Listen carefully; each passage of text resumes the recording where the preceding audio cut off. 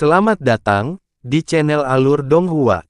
Sebelum menonton, silahkan subscribe, biar Mimin tambah semangat update-nya. Kenapa kamu pergi? Kalian semua, tetap di sini. Kuling terkekeh. Dia mengangkat tangannya dan menjentikkan jarinya. Cahaya perak ditembakkan lalu menghilang. Saat berikutnya, itu muncul di atas ketiga Naschen Souls. Itu adalah botol perak berongga. Seberkas cahaya perak melesat keluar dari botol dan menyelimuti ketiga Naschen Souls. Kemanapun cahaya perak pergi, udara segera menjadi sangat berat.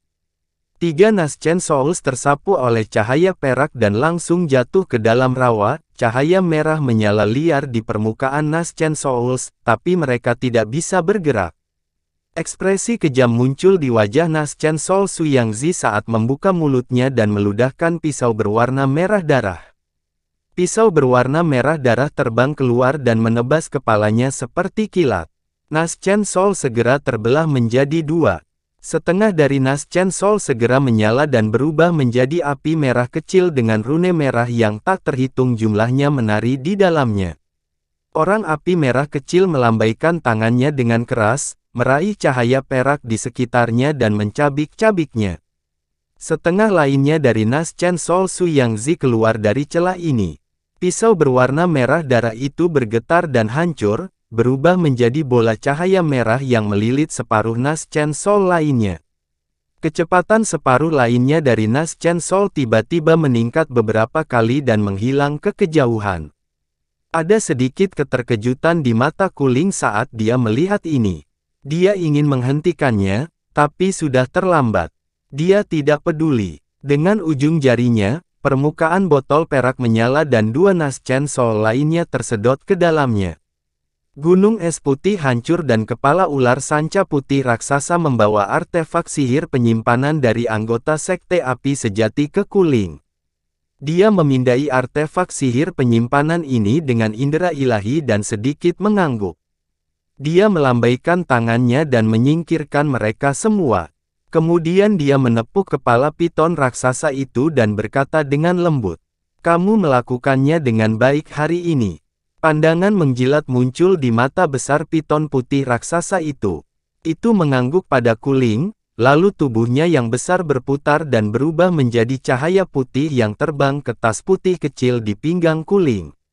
Ulat sutra biru raksasa juga terbang dan berubah menjadi bola cahaya biru yang menghilang ke tas lain di tubuh Kuling. Sosok Kuling melintas, dan pada saat berikutnya, dia muncul di belakang kumbang emas di kejauhan. Apakah kita akan terus maju? Kumbang emas membuka mulutnya dan berbicara dalam bahasa manusia. Suaranya renyah dan lembut. Mata Kuling berkilat dingin saat dia berkata, "Baru saja, ketiga Naschen Souls itu lolos. Di antara kalian bertiga, kamu yang tercepat. Little White dan Little Green sama-sama menyerang. Kenapa kamu hanya berdiri di sana?" Kumbang emas berhenti sejenak sebelum terkekeh dengan jijik, mereka hanyalah tiga jiwa emas yang baru lahir abadi. Dengan kekuatanmu, akan sangat mudah bagimu untuk menghentikan mereka. Tidak perlu bagiku untuk melakukan apapun, kan? Jangan berpikir bahwa hanya karena Anda adalah seorang cacing dao di masa lalu, Anda berani tidak mematuhi saya. Saya dapat melihat bahwa Anda memiliki potensi yang besar, jadi saya menghabiskan banyak upaya untuk mengolah Anda. Jangan terlalu tidak berterima kasih. Kuling berkata dengan dingin. Kumbang emas bersenandung setuju, tapi itu jelas sangat asal-asalan. Kemarahan melintas di mata Kuling, tapi dia tampaknya sangat toleran terhadap kumbang emas, jadi dia dengan cepat menekan amarahnya. Dia menarik napas dalam-dalam dan berkata, "Mari kita lanjutkan." Suaranya sudah tenang. Kumbang emas tidak mengatakan apa-apa lagi. Cahaya keemasan melintas dari tubuhnya, dan tubuhnya yang besar berubah menjadi seberkas cahaya keemasan yang melesat ke depan dengan kecepatan luar biasa. Kuling duduk dan menatap labu hijau di tangannya. Dia membuat segel tangan dan menunjuknya. Cahaya biru menyala dari mulut labu, dan 8 bendera merah kecil terbang ke tangannya. Sedikit kegembiraan muncul di mata Kuling. Itu hanya labu bodoh, apa yang perlu diributkan? Kumbang emas bersenandung. Harta karun ini secara alami tidak ada bandingannya dengan alat dewa biasa. Harta karun surgawi yang mendalam dipelihara oleh langit dan bumi, dan mengandung kekuatan ilahi tertinggi. Mereka adalah alat bawaan abadi yang sesuai dengan namanya. Tidak banyak di alam ini, dan kebanyakan telah diambil oleh orang lain. Labu ini telah dipelihara di sini selama ratusan ribu tahun, dan hukum yang dipeliharanya adalah rahasia paling mendasar dari alam ini. Bagaimana harta karun surgawi yang mendalam bisa dibandingkan dengannya? Saya hanya memahami salah satu kekuatan sucinya, dan itu sudah sangat kuat. Aku akan kembali dan mempelajarinya dengan benar. Pasti ada misteri lain di dalamnya. Hehe, jadi labu sederhana ini sangat menakjubkan. Mengesankan, mengesankan. Mata emas kumbang emas berputar seperti yang dikatakan dengan suara mendengung. Tidak peduli apa, saya telah membuat keputusan yang tepat untuk datang ke sini. Dengan harta karun surgawi yang mendalam ini, pil persatuan besar pasti akan menjadi milikku. Ketika saya maju ke tahap dewa primodal dan memahami misteri harta karun ini, tidak mungkin bagi saya untuk menjadi dewa surgawi agung di masa depan. Jika Anda benar-benar ingin mengikuti saya, Anda akan diberi hadiah besar di masa depan, kata Kuling dengan bersemangat, tetapi kalimat terakhir diarahkan pada kumbang emas di bawahnya. Kalau begitu aku akan berterima kasih sebelumnya, kata kumbang emas dengan acuh, tampaknya tidak peduli. Kuling tidak bisa menahan cemberut lagi saat melihat ini.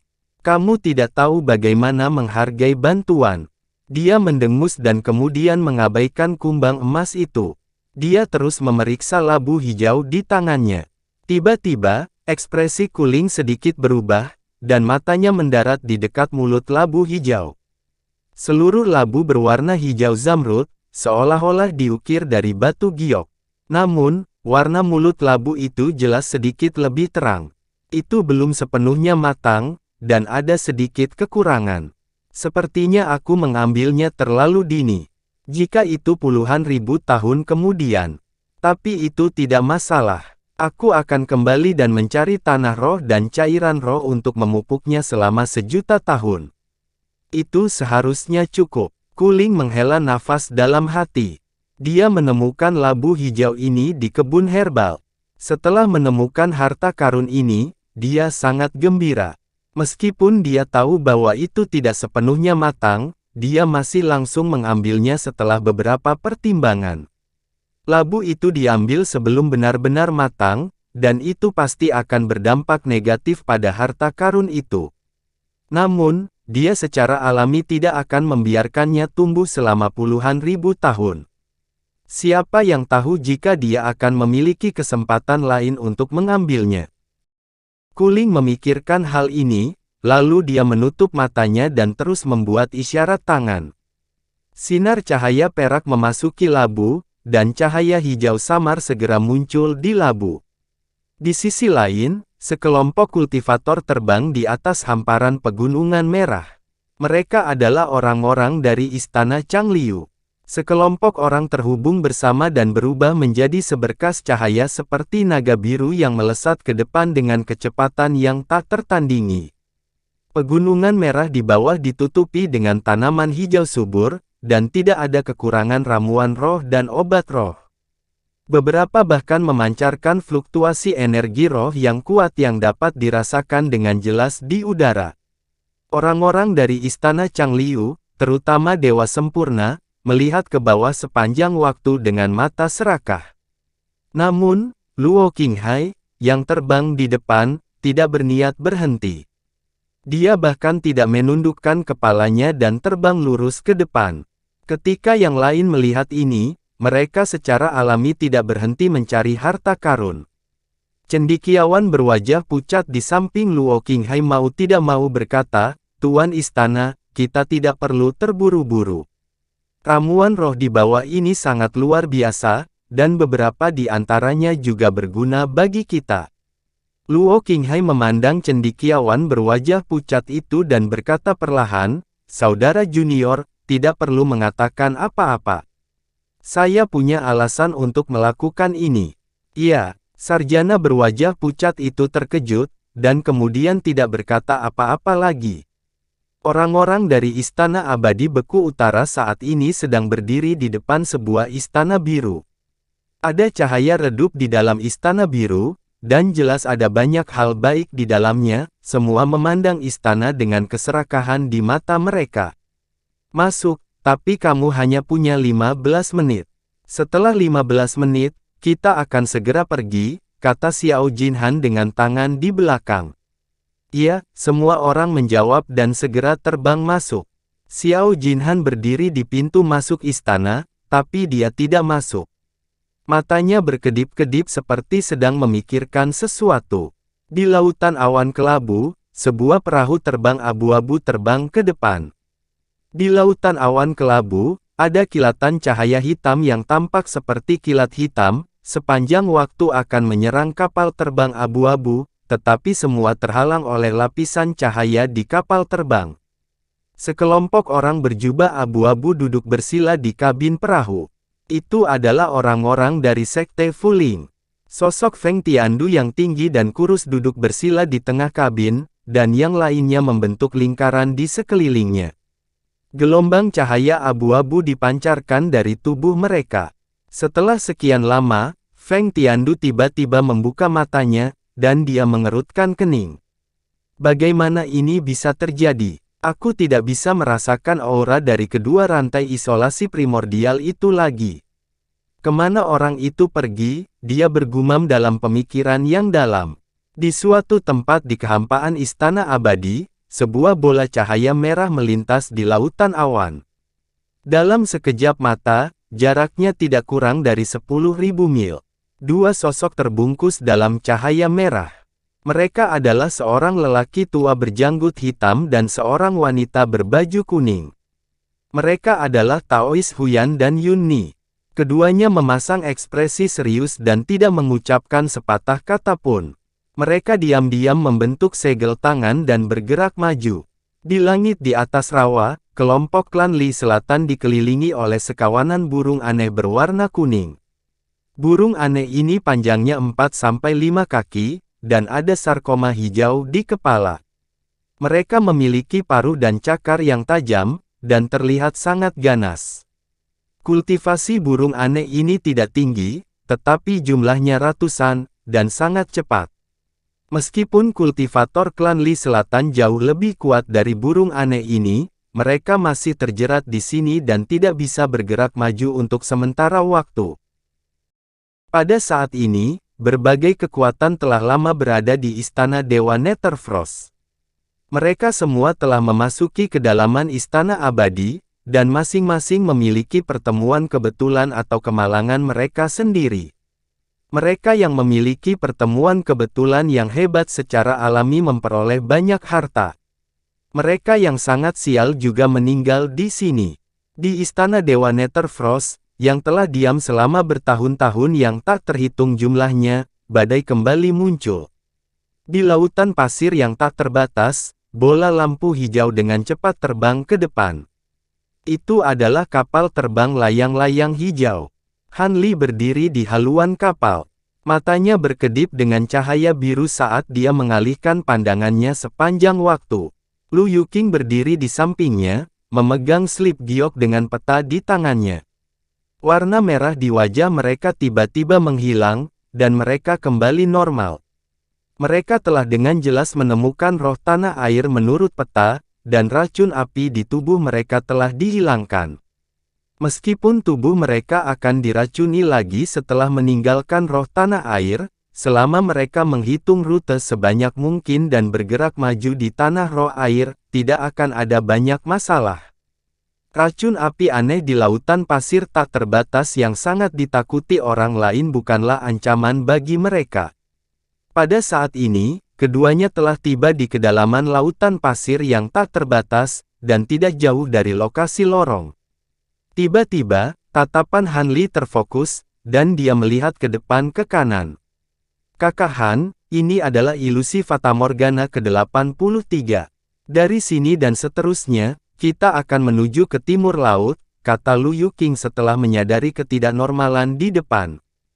Han Li menggumamkan mantra dan cahaya keemasan yang menyilaukan muncul di tubuhnya, dan roda kebenaran berputar. Dia membentuk segel dengan kedua tangan dan murid besar muncul di tengah roda. Itu adalah mata kebenaran. Cahaya keemasan redup terpancar dari pupil saat dia melihat ke depan. Kemudian, kapal terbang King Yuan menyala dengan cahaya hijau dan sedikit mengubah arahnya, menuju timur laut oasis. Meskipun Han Li telah mengubah arahnya, oasis itu masih muncul di hadapannya. Saat kapal terbang bergerak maju, oasis mulai meluas. Han Li tidak berusaha menghindarinya. Sebaliknya, dia mengendalikan kapal terbang dan memasuki oasis. Pemandangan di depannya tiba-tiba berubah. Gurun di sekitarnya tiba-tiba menghilang dan kapal terbang itu muncul di sebuah oasis. Sejauh mata memandang, ada hutan lebat dan rimbun di mana-mana, serta petak-petak danau. Udara lembab bertiup di wajahnya, dan dia merasa seolah tiba-tiba tiba di dunia yang sejuk dan menyegarkan. Panas dari sebelumnya benar-benar hilang. Tidak hanya itu, oasis di sekitarnya juga terus berputar, memberikan perasaan bahwa dunia dalam kekacauan dan membuat orang pusing. Wajah Han Li tenang, seolah dia sudah terbiasa dengan situasi ini. Dia dengan cepat membentuk segel dengan tangannya dan menggunakan Eye of Truth untuk melihat sekeliling. Lu Yuqing segera menutup matanya dan duduk bersila. Dia menggunakan teknik kultivasinya untuk melindungi pikirannya. Kapal terbang King Yuan terbang ke depan dengan mantap, tidak terpengaruh oleh perubahan lingkungan sekitar. Setelah terbang selama 1/4 jam, oasis di sekitarnya tiba-tiba menyala dan meledak seperti gelembung, menghilang ke udara tipis. Pemandangan di sekitarnya kabur dan mereka kembali ke lautan pasir. Mata Han Li masih menatap lurus ke depan. Dia bahkan tidak berkedip dan terus mengendalikan kapal terbang King Yuan. Aku tidak menyangka ilusi Fatamorgana begitu kuat. Tidak ada cara untuk menghindarinya. Ini semua berkatmu, Kakak Han. Jika tidak, bahkan jika aku memiliki peta dan mengetahui rute yang benar, aku khawatir aku tidak akan bisa bergerak 1 inci pun. Lu Yuqing menghela nafas dan perlahan membuka matanya.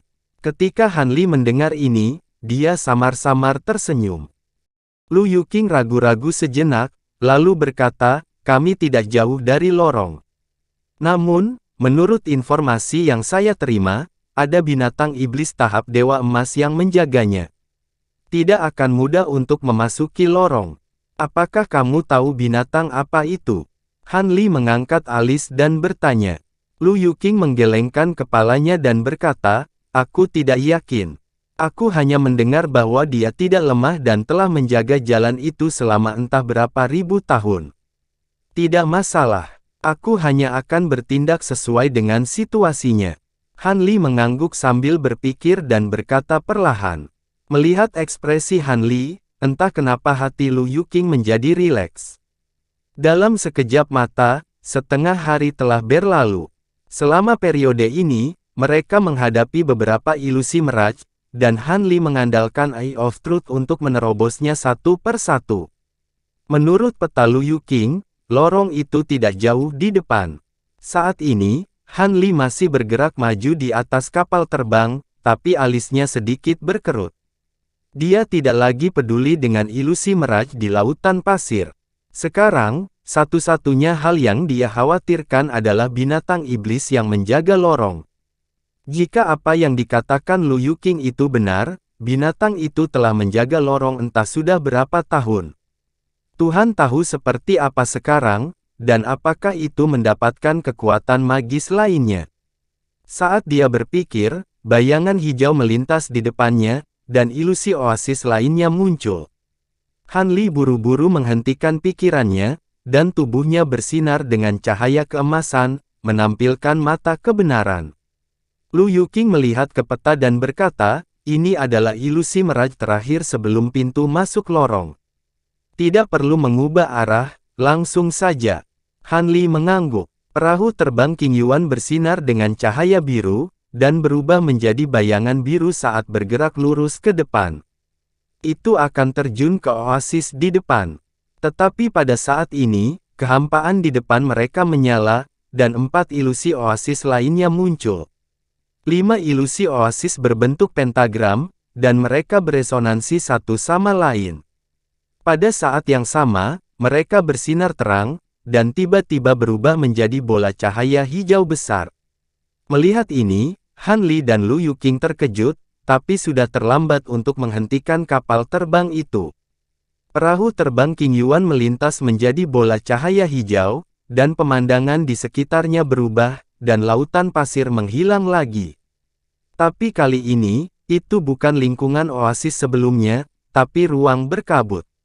Bayangan hijau yang tak terhitung jumlahnya berkedip-kedip, terjalin dan melompat, seperti kekacauan. Gelombang kekuatan ilusi yang tak tertandingi datang dari segala arah, dan itu lebih dari 10 kali lebih kuat dari ilusi oasis. Bagaimana bisa? Lu Yuqing terkejut. Tapi sebelum dia selesai berbicara, kekuatan ilusi yang kuat menyerangnya, menyelimuti tubuhnya. Mata Lu Yuqing segera menjadi kusam, dan dia berdiri di sana dengan linglung, seolah pikirannya telah dikendalikan oleh ilusi. Gelombang kekuatan ilusi juga menyerang Han Li.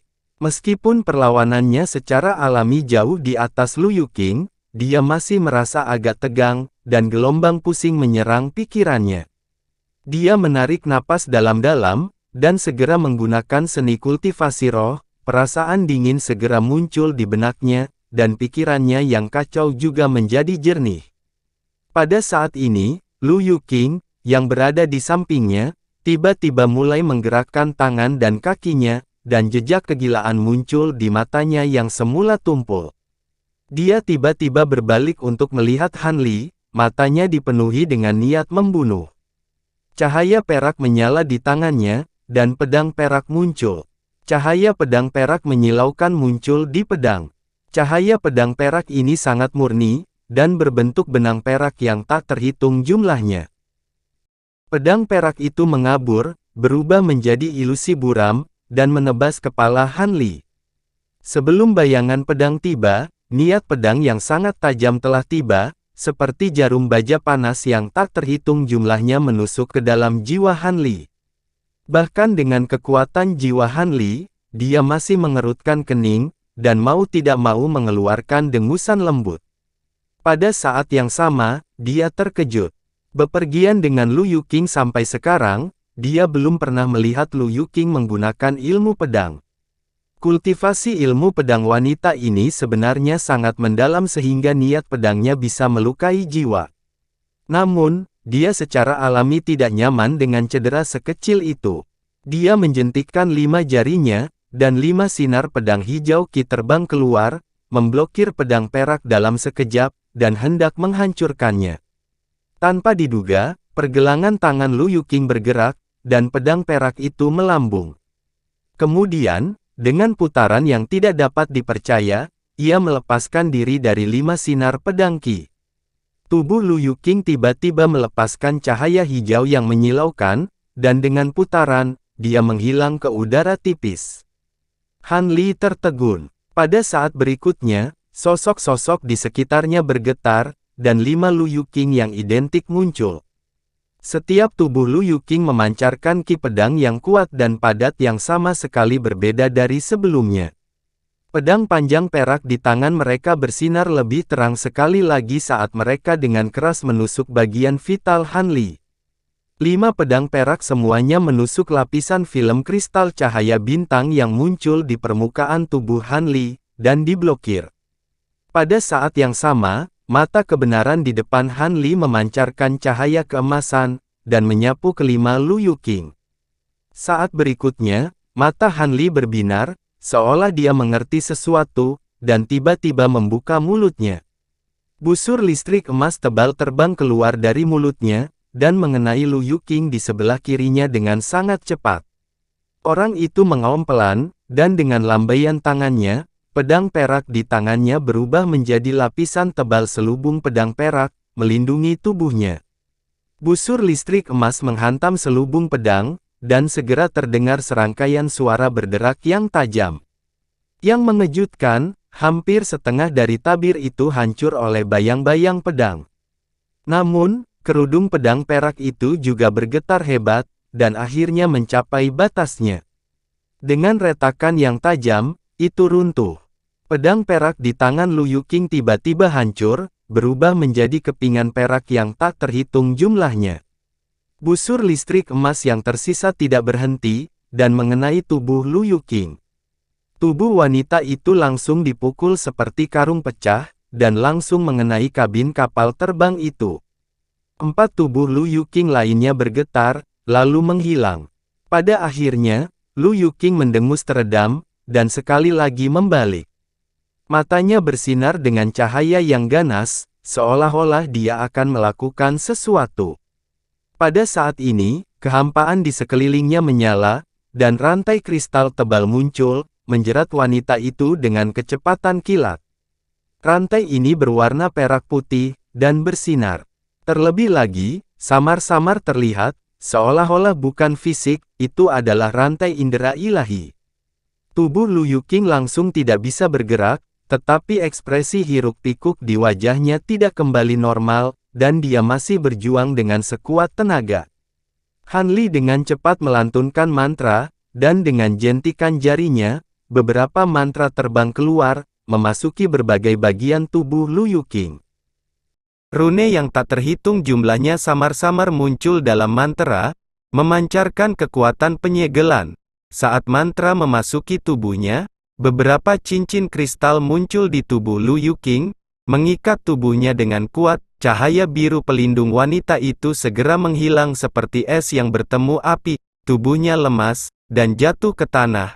Melihat ini, Han Li sedikit mengangguk. Ini adalah teknik rahasia yang dia ciptakan dengan mempelajari Seven Glorious Star Ring, meniru kekuatan penyegelan di dalamnya. Tampaknya efeknya agak sesuai dengan harapannya. Namun, adegan barusan menyebabkan sedikit keraguan muncul di hatinya. Jika bukan karena kualitas pedang panjang perak di tangan Lu Yuqing, yang hanya merupakan harta sihir biasa, bahkan bukan harta karun roh, dia mungkin tidak akan mampu mengalahkan wanita ini. Kekuatan Lu Yuqing barusan jauh lebih kuat daripada yang dia tunjukkan dalam perjalanan ke sini. Mungkinkah wanita ini sengaja menyembunyikannya?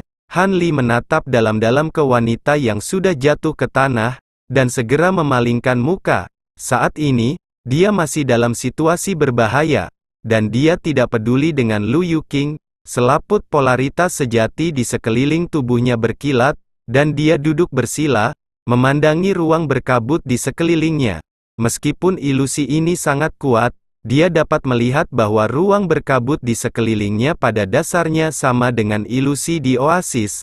Dengan pengalaman memecahkan ilusi beberapa hari terakhir ini, dia yakin bisa keluar dari formasi. Han Li melantunkan, dan semua kekuatan spiritual surgawi di tubuhnya diaduk, menyatu ke dalam roda harta karun mantra di depannya.